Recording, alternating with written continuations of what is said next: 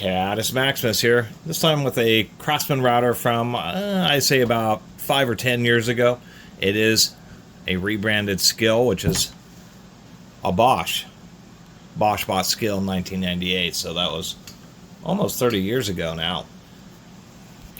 So it is not 2 weeks after I picked up this and talked about its bearing issues. This is the 1680 watt or 14 amp digital router, and I talked about the bearing preload issues. Ran into this Craftsman and noticed, wow, that really is the same as the Skil, although there's these odd differences. Like when you bought the Skil, when the 1/4 inch was just an insert that goes into the 1/2 inch collet, which isn't great. But for some reason on this Craftsman, they actually give you both the 1/4 inch and dedicated 1/4 inch and 1/2 inch collets.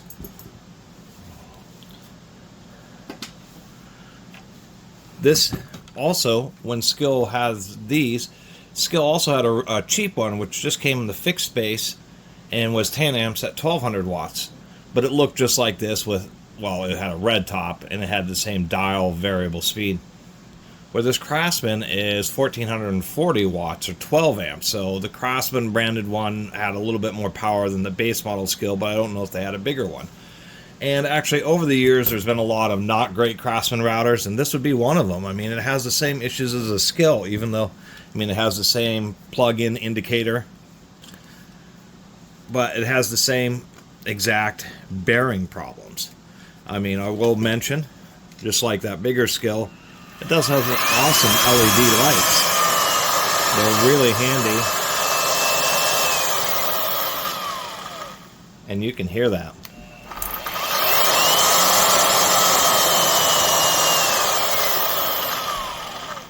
It just doesn't sound great at all.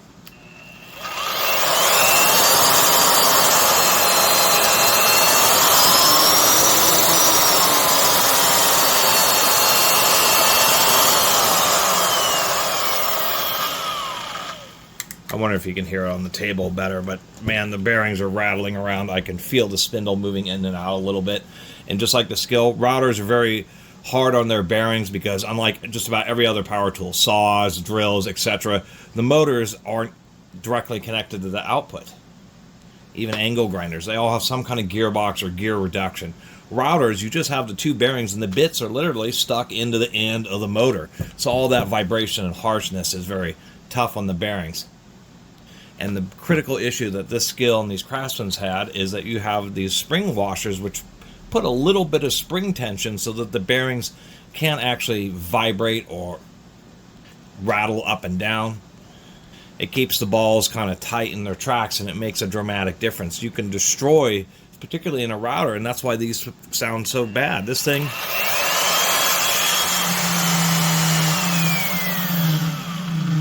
oh yeah, you can hear it better there.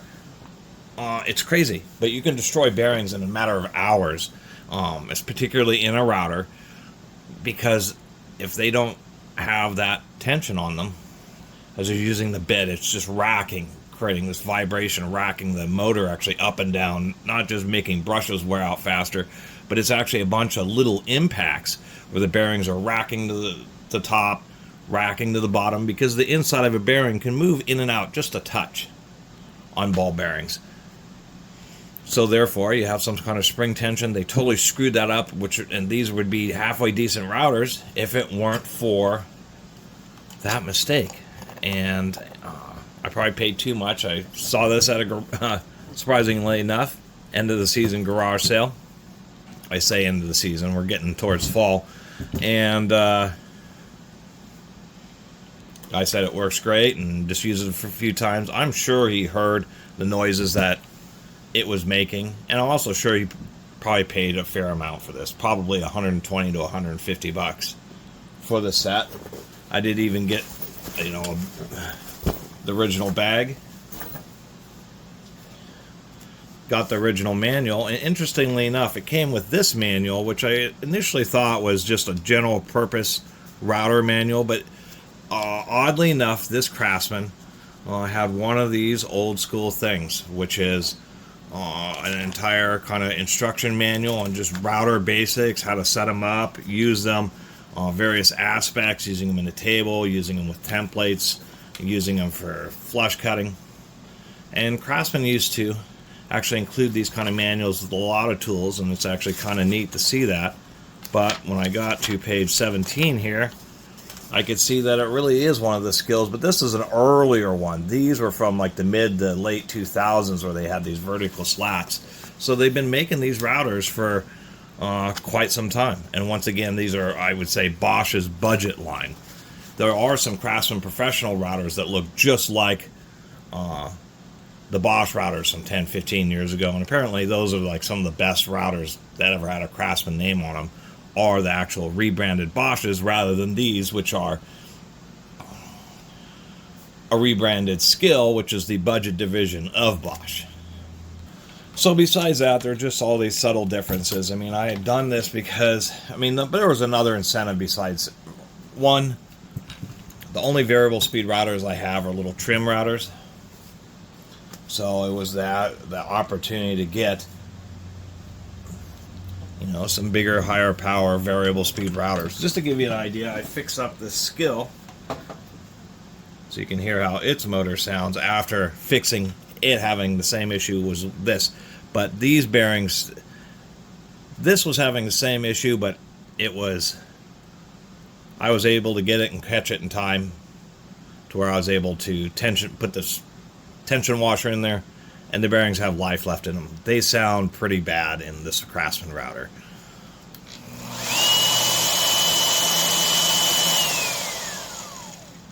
Routers are supposed to slow down and stop smoothly. If you have any kind of vibration or rattles, especially when you shut the router down and it's decelerating, well, it's time to deal with the bearings. But they're definitely supposed to operate smoothly. So I got this Skil. It didn't have its depth rod, which is this thing here. And so I thought, well, I have the bag, and this actually had both cases and the plunge base with it. The plunge base actually has a better vacuum attachment. It looks identical, but this one has a little air guide, which this one does not and can't even accept it. So I figured I was buying this router, this one, and then I can take the Skil and use it with this base here. And so people talk about, and I totally understand, they keep on saying that this generation of Craftsman's is not as good as this is the 320 27683, and just the previous one, the 320 the 27680, were better than this generation. And I'll end up just keeping this plunge base as a spare. One thing routers won't take, besides having non-tension bearings, is getting dropped. It just destroys the bases. Just one more quick look, because I already wiped down the LED lights, but that's one of the coolest things about these is that, I mean, some other modern routers are getting LED lights, but these have had them for a while, and they're really pretty bright. I mean,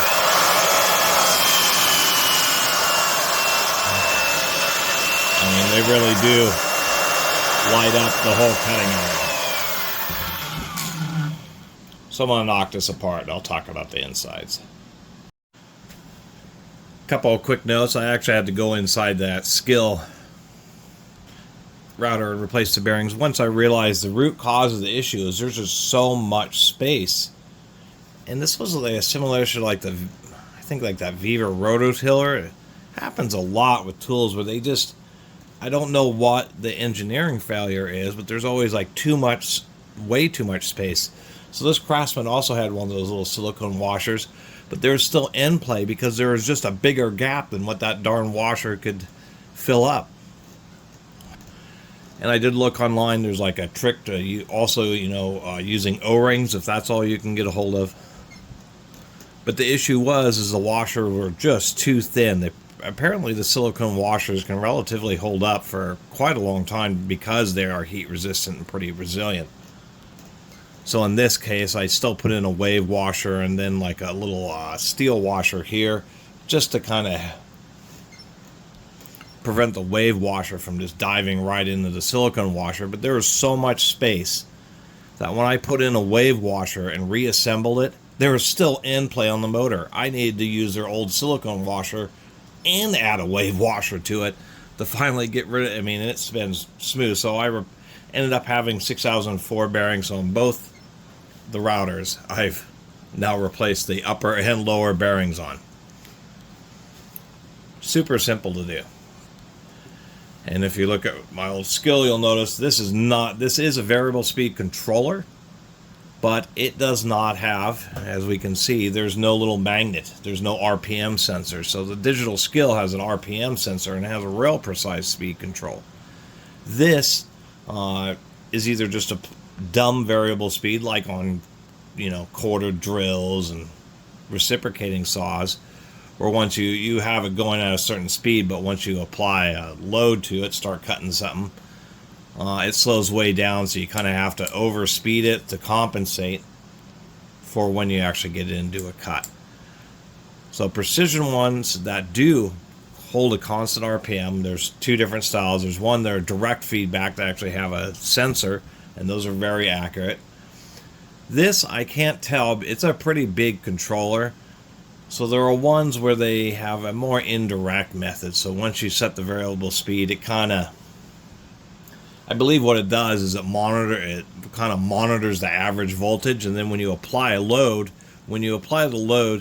more magnetic field builds up in the windings and the voltage drops. It detects that and then attempts to compensate by automatically giving it a little bit more power, just like you're adjusting the dial. It's not as consistent, not quite as fast responding, but it does work. It's just a cheaper way of doing it. So there is just variable speed that's dumb. There's variable speed that is indirect and is the cheaper version of load compensation. And then there's the more expensive ones where you actually have a tachometer circuit or a little tachometer magnet, and I guess it is circuit. Apparently that adds significant extra expense. And here we go. So that's my little video. We should hear how it sounds.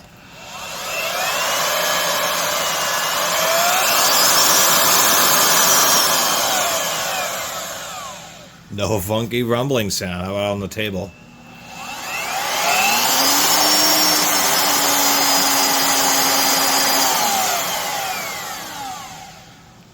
So this does at least have a soft start, which indicates it is gonna have, you almost never will have a soft start, and it won't be some electronic load compensation. It's just not as good as the slightly more powerful Skil. It's just, there's some things about the Craftsman that were better than the Skil. I don't know if that's just eras or exactly what was going on with that. Anyway, certainly does sound a lot better.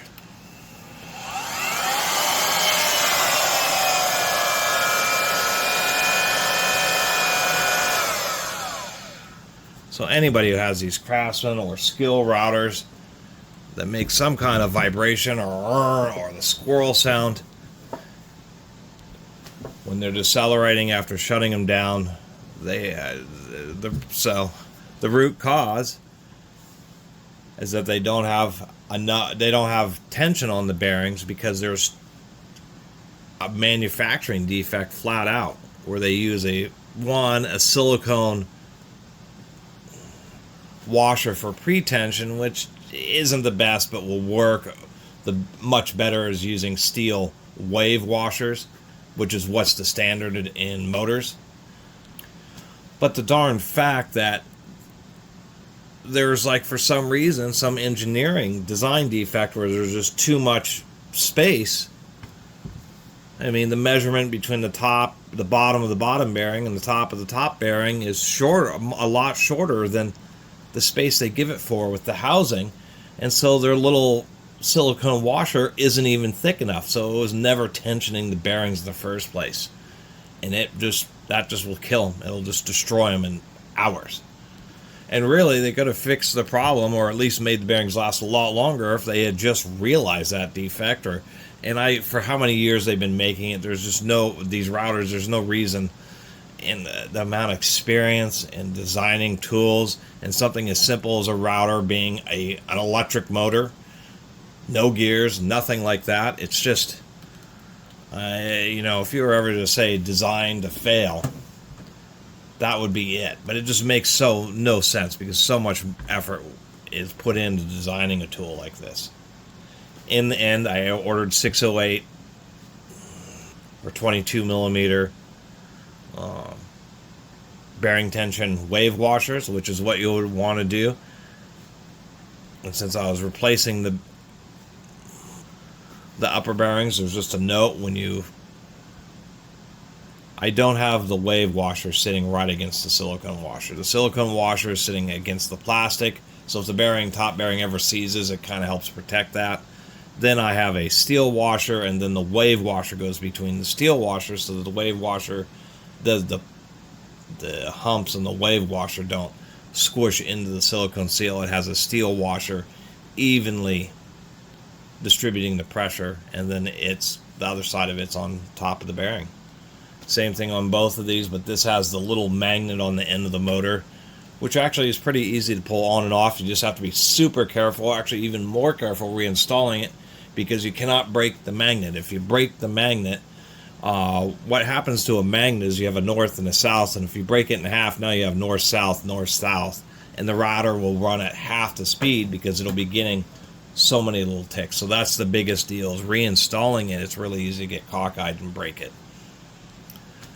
Other than that, it's what you should be aware of when it comes to these routers.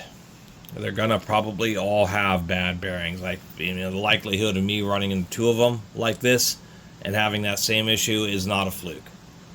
Not to mention other issues I mentioned on this router where the brush guides were put in, they're tilted a little bit. It's okay.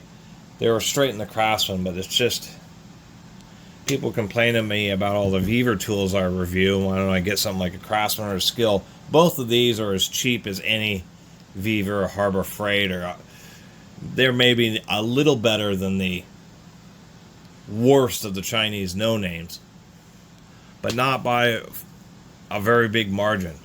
I mean, this router, both of these probably easily had less than 10 hours of work, probably anywhere from 2 to 5 hours of work before they're already failing the bearings. It's just crazy.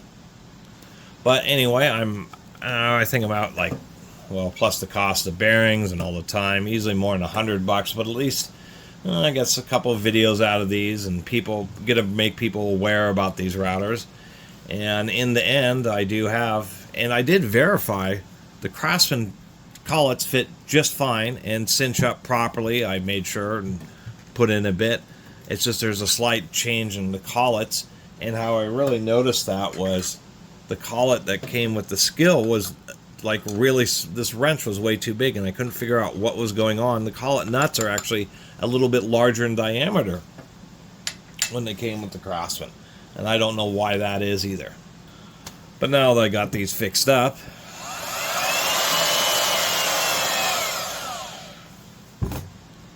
it's kind of handy having a 12 amp 1440 watt quarter-inch router variable speed, and then having the 1680 watt 14 amp.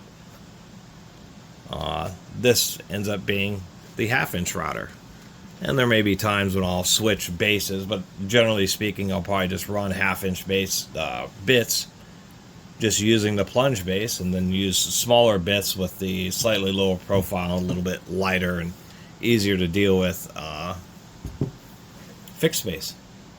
And of course, really one of the best features at all is actually having some usably bright LEDs on these units. I mean, that's a big deal.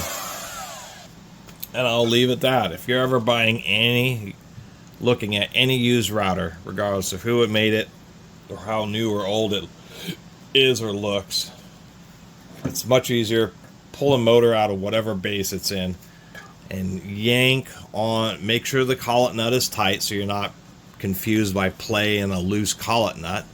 Doesn't have to be torqued, just cinch down and give a good yank, or remove the collet nut and give a good yank back and forth. If you can feel the motor spindle just any more, it needs to be dead tight. If there's any amount at all of you feeling end play, I would just basically pass on the router unless it's going to be super cheap, regardless of the brand. If it's, you know, 10, 20, 30 bucks or something like that, and it plugs in and turns on, then, you know, I might do it. But otherwise, if there's end play, it's just going to be a hassle and expense to have to change the bearings because they will blow out quickly. Anyway, thanks for watching.